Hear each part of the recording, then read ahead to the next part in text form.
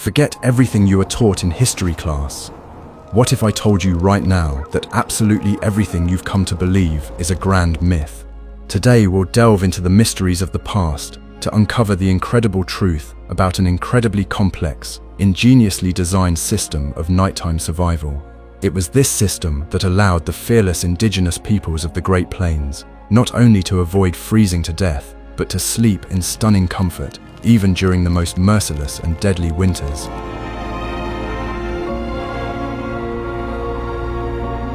Just imagine this terrifying scene. As soon as the sun disappeared below the horizon, the endless, windswept open spaces, from the turbulent waters of the Missouri River all the way to the very peaks of the Rocky Mountains, turned into a veritable ice trap. As darkness fell, fierce, bone-chilling winds would sweep in, and the temperature would drop so rapidly that an unprepared traveler simply had no chance of surviving until morning. Before we find out how ancient tribes cheated death itself, be sure to hit the like button and subscribe to the channel. It really helps us create new historical investigations for you.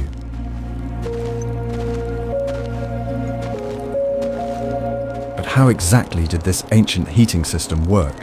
Don't turn off this video under any circumstances. Be sure to watch it all the way to the end.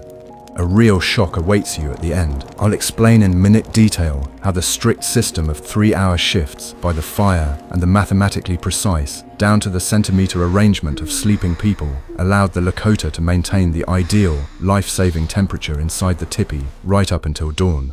You'll learn the secrets that saved entire families in the heart of an icy hell. The secret, for which people pay thousands, lies in the incredible engineering of an ordinary sleeping space. The Lakota winter teepee differed radically from the summer version in its complex internal structure and additional layers of reliable insulation. The interior of the spacious dwelling was lined with a special lining made of tightly sewn hides, which was securely tied to support poles about 1.5 meters above the ground. This wide leather lining extended all the way to the floor and was folded far inward, creating an impenetrable barrier against any icy drafts. The space between the teepee's outer covering and the inner thick lining functioned as an effective air cushion, reliably keeping the cold air out. The floor covering inside the dwelling also required careful and lengthy preparation before nightfall. The outer perimeter of the conical teepee was further reinforced with compacted snow or loose earth, creating a continuous barrier right at the base of the wooden poles. The snow was carefully and thoroughly packed down with wide wooden shovels, forming a unique, sturdy base up to 0.5 meter high. This wide snow embankment completely prevented even the slightest gust of biting wind from blowing under the lower edge of the heavy leather cover. In the complete absence of snow cover, dry earth mixed with small steppe shrubs was used to create a similar protective layer all around. This labor-intensive method transformed the mobile dwelling into a reliable, monolithic structure capable of easily withstanding the strongest steppe blizzards. The upper smoke vents played a crucial role in regulating the internal temperature during long nights of sleep. These movable vents were controlled using 2 long external poles, which were inserted into special narrow pockets at the corners of the leather flaps. In strong, gusty winds, one valve closed tightly, while the other opened slightly, just enough to allow smoke to escape freely. The correct and precise adjustment of these flaps created a constant, even draft, quickly drawing smoke outward and preventing cold air from sinking down.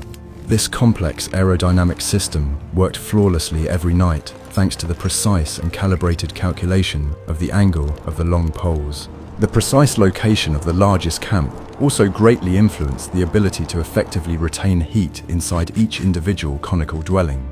The Lakota's winter encampments were always deliberately situated in deep, winding river valleys or dense, forested lowlands far from open plains. The high, steep banks of frozen rivers and dense stands of tall trees effectively dampened strong gusts of wind, significantly reducing its destructive force. Dwellings were set up very close to one another, forming compact, dense clusters that created a large collective heat signature on the snow. The tall trees surrounding the winter camp also provided convenient and constant access to dry fuel for continuously maintaining the nighttime fires. Wood, for the nightly sustaining fire was selected with particular care, as the overall stability of steady burning depended on its characteristics. Only dry, thick logs of hardwoods, such as ash or oak, were used, as they burned very slowly and produced plenty of hot embers. Soft, pliable wood from river poplar or flexible willow was used by people only for a quick evening fire before bedtime. Long, thick logs were arranged in a star pattern, allowing the person on duty to gradually and carefully push them toward the burning center as the ends burned through. This proven method ensured a steady and long-lasting release of the necessary heat without the need to frequently add new, cold firewood. The unique and well-thought-out preparation of the conical dwelling served as the most reliable foundation for all other complex methods of retaining nighttime heat. Without proper preliminary insulation, no well-designed watch systems could have ensured a comfortable sleep for many hours. Every single detail of the tipi worked as part of a unified, coordinated system, providing maximum protection against the harshest weather conditions of the Great Plains. It would be very interesting to hear your thoughts on the remarkable technical ingenuity of traditional mobile dwellings of the past. What do you think about the design of a winter tipi? Be sure to write about it in the comments and subscribe to our channel for new discoveries. I discovered this by chance while studying rare historical records detailing the daily winter routine of the indigenous peoples of North America. The primary mechanism for the Lakota's nighttime survival was a strict and continuous sleep rotation, known to researchers as the 3-hour shift system. Life in the winter camp never came to a standstill at nightfall, but smoothly transitioned into a special mode of controlled wakefulness. In each dwelling, designated watchmen were assigned to maintain a steady fire and closely monitor the condition of the tipi. It was physically impossible for a single person to stay awake throughout the long winter night, so these important duties were evenly distributed among several people. The last, 4th shift began shortly before dawn and lasted until the entire winter camp was fully awake. The person on duty for this shift began to actively add thinner pieces of firewood to the fire to gradually raise the overall temperature inside the tipi. He prepared the morning water by placing thick leather vessels next to smooth river stones that had been warmed overnight. With the first rays of the sun, this person opened the upper flaps wider, letting in the fresh morning air and the first streams of light. His work concluded the long night cycle, ensuring a gentle and warm awakening for everyone else after a long sleep. This natural rhythm was deeply ingrained in everyone's consciousness, allowing them to intuitively and accurately determine the right moment to wake their replacement. The internal biological clocks of people at that time worked flawlessly, attuning themselves to natural cycles and the needs of the community. The shift system was incredibly flexible and could be adjusted depending on the current state of health or fatigue of specific individuals. If an adult felt severely fatigued after a long day's work, another person would voluntarily take over their shift. Such mutual support was essential for survival, as a weakened sentry might fall asleep by the fire, which would cause the dwelling to cool rapidly. Strict discipline was combined with a deep understanding of each other's physical capabilities, making the system incredibly reliable under any conditions. No one viewed the night watch as a heavy burden. It was considered an honorable duty to protect their loved ones. Thanks to this rotation, the campfire never went out completely, and the heat was constantly maintained at a vital level. How difficult do you think it was to maintain such a strict rhythm every freezing night for many long months? In the next chapter, you will learn exactly how the thermal zones were distributed inside the dwelling and who occupied the safest spots. The secret, passed down from generation to generation, lies in a unique understanding of the microclimate within a confined space. The arrangement of sleeping people inside the tipi was not random. It strictly followed the complex and well-thought-out thermal map of this conical structure. Understanding how heated air circulates within an enclosed space allowed the Lakota to make the most efficient use of every zone. The most sheltered and warmest spots were always given to those community members who most needed care and protection from the nighttime cold.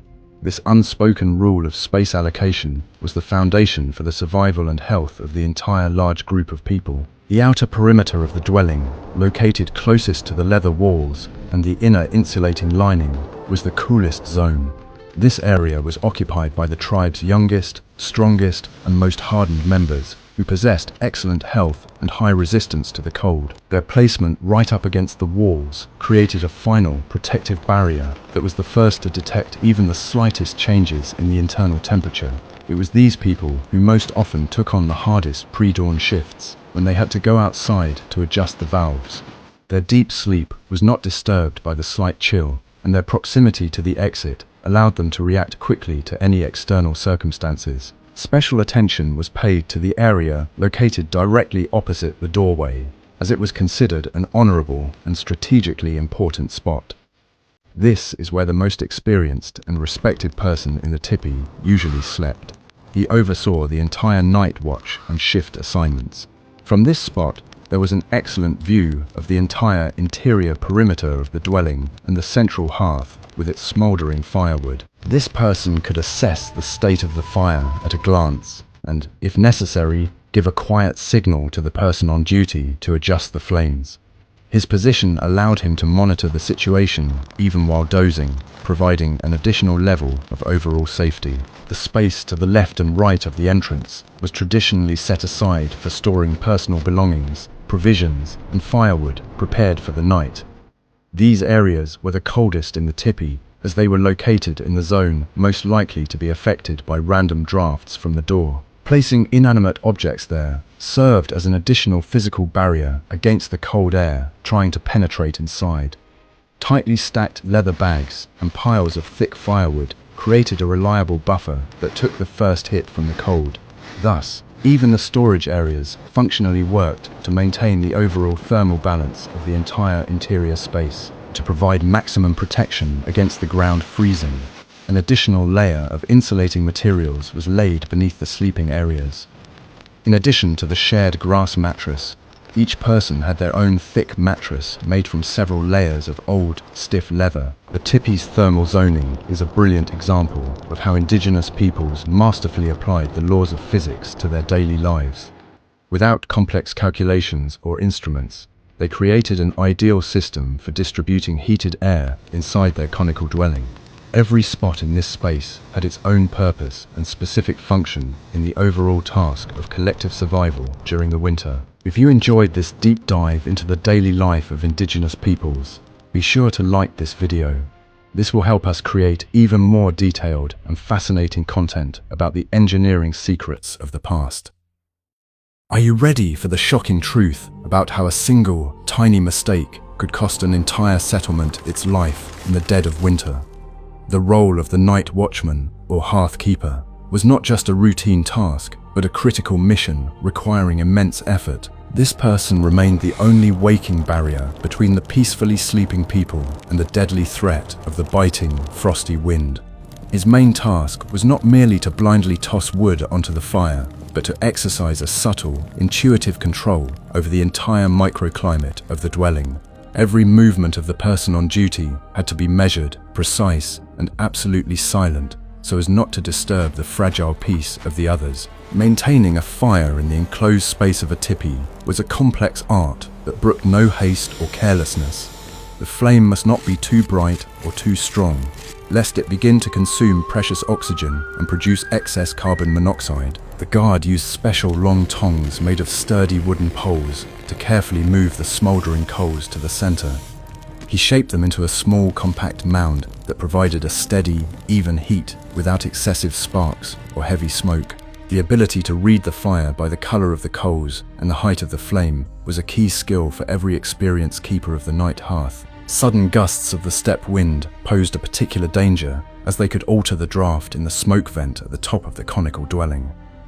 The person on duty had to constantly listen for sounds from outside, determining the direction and approximate strength of the approaching air current. The hearthkeeper also performed the important function of ensuring safety from external threats, though these were rare during the harsh winter. He listened for the crunch of snow against the tipi's thin walls, distinguishing the sound of falling branches from the footsteps of a possible enemy. At the slightest suspicion, the watchman could give a quiet signal to the most experienced person in the dwelling to wake them. However, most nights passed in quiet confrontation with only the forces of nature, requiring focus specifically on maintaining warmth. A state of constant but calm vigilance was the norm for everyone taking the night shift by the fire. Working with firewood required special care, as the sound of snapping branches or the thud of logs could wake the sleeping people. All large logs were gathered and stacked next to the hearth the previous evening so that they would not have to be chopped or broken during the night. The person on duty would take a log in both hands and lower it very gently onto the edge of the smouldering coals, avoiding even the slightest thud or crack. Then he would wait patiently for the wood to catch fire, and only then would he carefully move it closer to the very center of the hearth. This delicate handling of the wood demonstrated deep respect for others' sleep and an understanding of the importance of proper rest for the community. Sometimes the fire watcher had to heat water for the very elderly, who might wake in the middle of the night feeling thirsty or parched. To do this, he used small, smooth stones that were heated at the edge of the hearth and then lowered into a leather vessel of water. When it was time to hand over the shift, the person on duty had to leave the hearth in perfect condition for their next successor. They prepared a new batch of dry firewood, smoothed out the coals, and made sure the upper ventilation valves were adjusted just right. The shift change process was not merely a handover of duties, but a handover of the very lives and safety of everyone in the dwelling. Could you take on such a great responsibility, knowing that the well-being of those around you depends on your attention? In the next chapter, you'll learn how proper sleeping positions help preserve precious warmth until morning. Guess what happened next when it was time to hand over responsibility for the entire camp to another person in pitch darkness? The process of changing the fire watch was a true art of silence, as loud noises could shatter the fragile sleep of many people.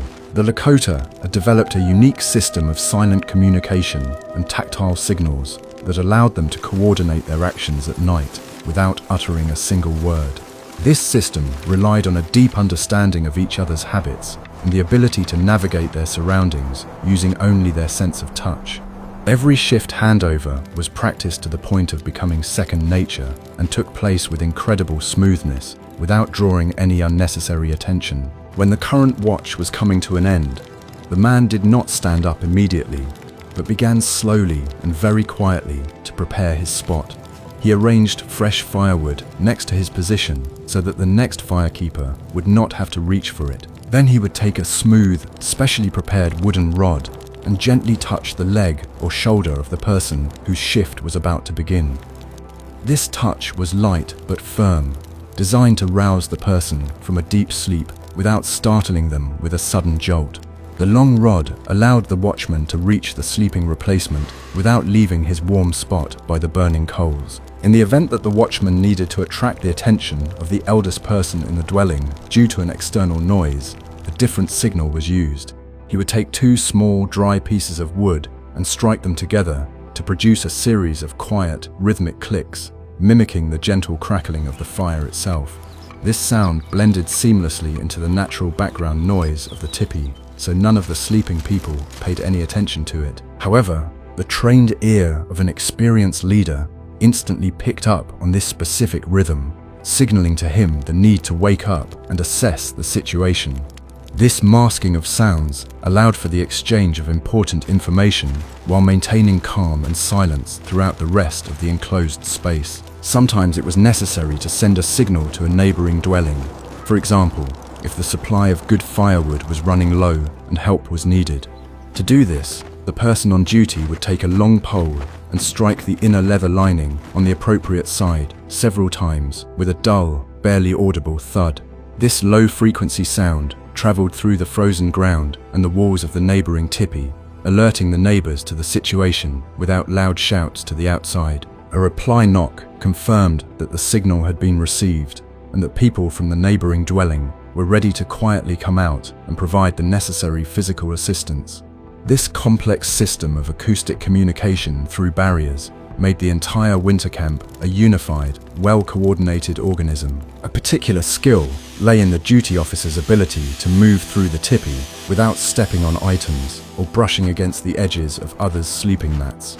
They developed a special gliding gait in which the foot did not lift high off the floor, but gently probed the surface before shifting weight. This allowed them to spot an obstacle in the dark in time, and gently go around it without tripping or making a loud, startling noise.